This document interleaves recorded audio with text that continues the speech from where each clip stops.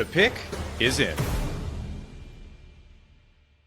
With the 41st pick, the Buffalo Bills select TJ Sanders, defensive tackle out of South Carolina. Let's bring in Locked On Bills host Joe Marino. And Joe, Sanders is known as an outstanding run defender who can play two gaps, one gap. What do you like specifically about his run defense? Well, what I like about TJ Sanders and the run defense in particular is his ability to penetrate. He's a guy that has the quickness to really get into gaps, get into the backfield, and create chaos. He's a havoc wreaker in the interior. And while he's not like a big bodied nose tackle, he's certainly a guy that can be disruptive by beating blocks and, meeting those running backs, meeting those quarterbacks in the backfield. So it's the athleticism, it's the ability to penetrate and shoot gaps and be part of an up the field defense, which is kind of the flavor in Buffalo with what they prefer out of their defensive tackles. And speaking of that, just even staying in the division, let alone the AFC, obviously you have to win in the trenches. And you look at Tua Tagovailoa and what the Miami Dolphins, for example, have been able to do in making their commitment to strengthening their offensive line and kind of looking at even what the Jets are trying to do.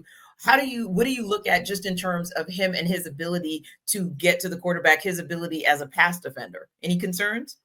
Well, I think that's probably the real strength of his game is his ability to pass rush. Okay.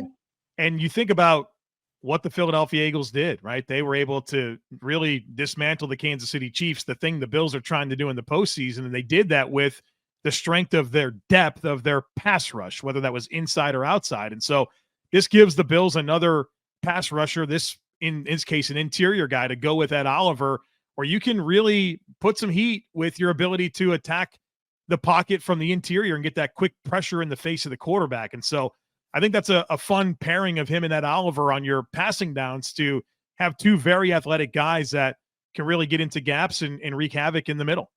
And Joe, you and I talked about this last night, the steps that the Buffalo Bills will be taking throughout the draft because they don't want to be in this position where I think we talked about that. You don't want to be in the spot of 28, 29, 30. You want to be at 32 because that means you will have gotten to the promised land. And it sounds like you feel confident that indeed TJ is maybe one of those pieces to add to the puzzle where maybe they can finally get over the hump, get into the Super Bowl to represent the AFC and potentially win it.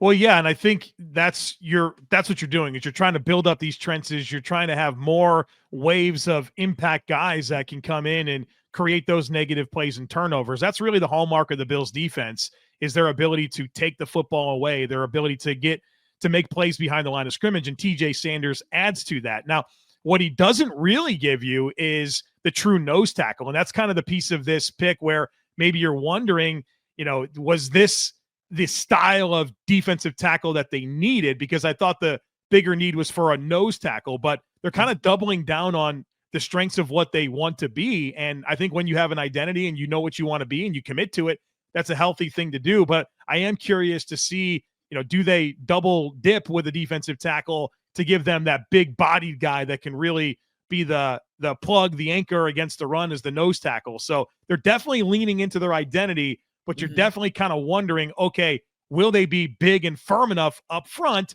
to be able to handle these teams that are going to want to pound the rock like the Ravens, like the Eagles, like the certain other teams you think about, the Chargers, teams that want to really pound the rock.